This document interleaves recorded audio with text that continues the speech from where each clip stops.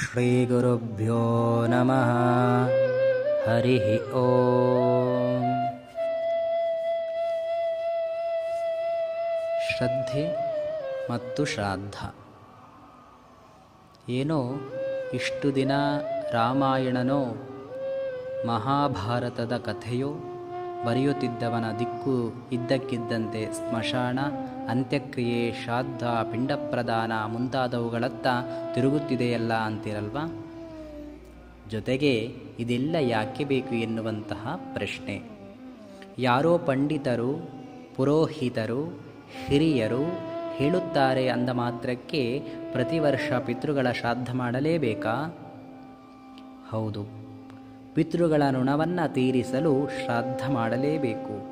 ನಮ್ಮ ದೇಹದ ಅಂಗಾಂಗಗಳು, ಅಂದರೆ ಈ ಶರೀರಕ್ಕೆ ಕಾರಣಕರ್ತರು ತಂದೆ ತಾಯಿಗಳು.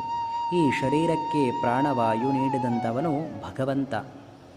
ಹೇಗೆ ಪೂಜೆಯ ಪ್ರಾರಂಭದಲ್ಲಿ ಬಾವಿಯಿಂದಲೋ, ನದಿಯಿಂದಲೋ ಅಥವಾ ನಲ್ಲಿಯಿಂದಲೋ ಇನ್ನೆನ್ನಿಂದಲೋ ತಂದಂತಹ ನೀರನ್ನು ಕಲಶದಲ್ಲಿಟ್ಟು ವಿಧಿವತ್ತಾಗಿ ಗಂಗೆ ಚ ಯಮುನೆ ಚೈವ ಗೋದಾವರಿ ಸರಸ್ವತಿ ನರ್ಮದೇ ಸಿಂಧು ಕಾವೇರಿ ಜಲೇಯಸ್ಮಿನ್ ಸನ್ನಿಧಿಂ ಕುರು ಎಂಬುದಾಗಿ ಸಂಕಲ್ಪ ಮಾಡಿ ಆವಾಹನೆ ಮಾಡಿದಾಗ ಆ ಕಲಶದ ನೀರು ಸರ್ವ ತೀರ್ಥಗಳಾಗಿ ಪರಿವರ್ತನೆಯನ್ನಗೊಂಡು ಆ ಕಲಶದಲ್ಲಿ ಅಡಗಿದೆ ಎಂಬುದು ನಂಬಿಕೆ. ಅದೇ ರೀತಿ ಮಾರುಕಟ್ಟೆಯಿಂದ ಯಾರೋ ತಯಾರಿಸಿದ ಮಣ್ಣಿನ ಗಣಪನನ್ನು ಮನೆಗೆ ತಂದು ವಿಧಿವತ್ತಾಗಿ ಪ್ರಾಣಪ್ರತಿಷ್ಠೆ ಮಾಡಿ ಅದು ದೈವಸ್ವರೂಪ ತಾಳುವುದು ಎಂಬುದು ಸಹ ನಮ್ಮೆಲ್ಲರ ನಂಬಿಕೆ. ಹಾಗೆಯೇ ತಂದೆ ತಾಯಂದಿರ ಬಂಧು, ಈ ನಮ್ಮ ಶರೀರಕ್ಕೆ ಪ್ರಾಣವಾಯು ನೀಡಿದವನು ಆ ಭಗವಂತ, ಅವನು ನಮ್ಮೆಲ್ಲರ ಹೃದಯದಲ್ಲಿ ಅಡಗಿದ್ದಾನೆ ಎಂಬುದು ಸಹ ಅಷ್ಟೇ ಒಂದು ನಂಬಿಕೆ ನಮ್ಮಲ್ಲಿ. ಪಿತೃಋಣ ಎಂದರೇನು? ನಮ್ಮ ಬಾಲ್ಯಾವಸ್ಥೆಯಿಂದಲೂ ಪಾಲನೆ, ಪೋಷಣೆ ಮಾಡಲು ತಮ್ಮ ಸರ್ವಸ್ವವನ್ನು ತ್ಯಾಗ ಮಾಡಿದವರು ತಂದೆ ತಾಯಂದಿರು. ಇದರ ಅನುಭವ ಎಲ್ಲರಿಗೂ ಉಂಟು. ಹಾಗಾಗಿ ಇಲ್ಲಿ ಹೆಚ್ಚು ವಿವರಣೆ ಬೇಕಾಗಿಲ್ಲ. ಇದಕ್ಕೆ ಪ್ರತಿಯಾಗಿ ನಾವು ತಂದೆ ತಾಯಿಯರಿಗೆ ಕೊಡುವುದಾದರೂ ಮತ್ತು ಕೊಟ್ಟದ್ದಾದರೂ ಏನು?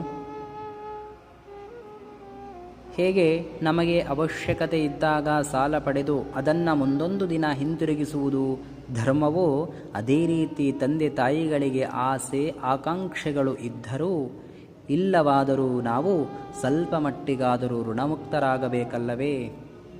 ಅವರ ಅವಶ್ಯಕತೆಗಳು ಅನಾರೋಗ್ಯ, ವೃದ್ಧಾಪ್ಯದ ದಿನಗಳಲ್ಲಿ ಮತ್ತು ಮರಣ ಹೊಂದಿದ ನಂತರವೂ ಋಣವನ್ನು ತೀರಿಸಲೇಬೇಕಲ್ಲವೇ? ಹಾಗಾಗಿ ಪಿತೃಗಳ ಶ್ರಾದ್ದವು ಒಂದು ಋಣ ಪರಿಹಾರದ ಧರ್ಮ ಮಾರ್ಗ. ಇನ್ನು ಕಾಶಿ, ಗಯಾಕ್ಕೆ ಹೋಗಿ ಒಮ್ಮೆ ಪಿತೃಗಳಿಗೆ ಪಿಂಡಪ್ರದಾನ ಮಾಡಿದ ನಂತರ ಪ್ರತಿ ವರ್ಷ ಶ್ರಾದ್ದ ಮಾಡುವಂತಹ ಅವಶ್ಯಕತೆ ಇಲ್ಲ ಎನ್ನುವುದು ಕೆಲವರ ವಾದ.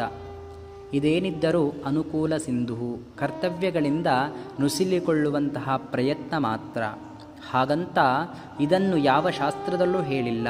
ಎಲ್ಲಿಯವರೆಗೆ ಕರ್ತೃ ಆದವನು ಬದುಕಿರುತ್ತಾನೋ ಅಲ್ಲಿಯವರೆಗೆ ಪಿತೃಗಳಿಗೆ ಶ್ರಾದ್ದ ಮಾಡಲೇಬೇಕು. ವಯೋವೃದ್ಧರು, ಅನಾರೋಗ್ಯಸ್ಥರು ಕನಿಷ್ಠ ತಿಲತರ್ಪಣವನ್ನಾದರೂ ಕೊಡಲೇಬೇಕು. ಸರಿ, ಅದರಲ್ಲಿ ಈ ಪಿತೃಕಾರ್ಯಗಳನ್ನು ಶ್ರದ್ಧೆಯಿಂದ ಮಾಡುವವನು ಶ್ರಾದ್ದ ಎನ್ನುವುದಾದರೆ, ನಾವು ದೇವರಿಗೂ ಸಹ ಶ್ರದ್ಧೆಯಿಂದಲೇ ಪೂಜೆ ಮಾಡುತ್ತೇವೆ. ಆದರೆ ಅದನ್ನು ನಾವೇಕೆ ಶ್ರಾದ್ದ ಎನ್ನುವುದಿಲ್ಲ ಎಂದು ಸಂದೇಹ ಮೂಡುವುದು ಕೂಡ ಸಹಜ ಅಲ್ವಾ? ಪಿತೃಗಳ ಋಣ ಪರಿಹಾರಕ್ಕಾಗಿ ಬದುಕಿದ್ದಾಗ ಅವರ ಸೇವೆ ಮಾಡಿ ನಂತರ ಶ್ರಾದ್ದ ಕರ್ಮಗಳನ್ನು ಮಾಡಿ ಸ್ವಲ್ಪ ಮಟ್ಟಿಗಾದರೂ ಋಣ ಪರಿಹಾರ ಮಾಡಿಕೊಳ್ಳಲು ಅವಕಾಶಗಳುಂಟು. ಆದರೆ ಭಗವಂತನ ನಮ್ಮ ಬಯಕೆಯನ್ನು ಈಡೇರಿಸಿ ನಮ್ಮಿಂದ ಏನನ್ನೂ ಬಯಸದೆ ಇರುವಾಗ ಯಾವ ರೀತಿಯ ಋಣ ತೀರಿಸಲು ಸಾಧ್ಯ?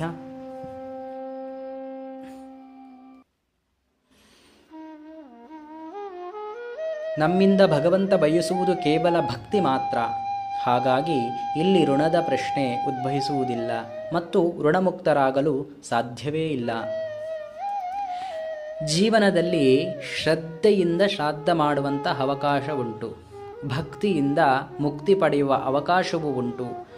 ದೊರೆತ ಅವಕಾಶವನ್ನು ಹೇಗೆ ಉಪಯೋಗಿಸಿಕೊಳ್ಳಬೇಕು ಎಂಬುದು ವೈಯಕ್ತಿಕ ವಿವೇಚನೆಗಳಿಗೆ ಬಿಟ್ಟದ್ದು ಎಂಬುದು ಅಭಿಪ್ರಾಯವಾಗಿರುತ್ತದೆ.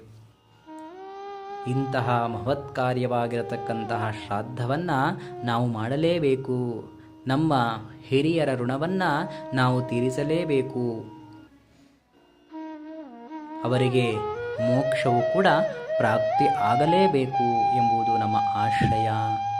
ಸರ್ವೇ ಜನಾಃ ಸುಖಿನೋ ಭವಂತು. ಸರ್ವೇ ಸಂತು ನಿರಾಮಯಾಃ.